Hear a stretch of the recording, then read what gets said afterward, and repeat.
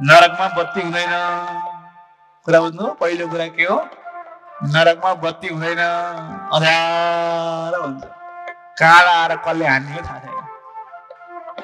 अनि 12 सूर्य लाग्ने कहाँ हुने? जाँदाखेरि बाटोमा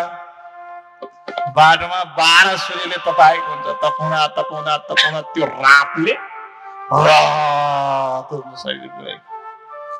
त्यस्तो रातो भएपछि झिर ल्याउँछ, झर्र पार्ने झिर ल्याएर यहाँबाट छेडेर यहाँ निकाल्छ।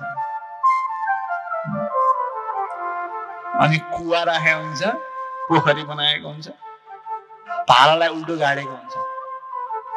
भाला यसरी गाडेको हुन्छ, 4 तला माथिबाट हामफाल भनेर समातेर यसरी खसालिदिन्छन्।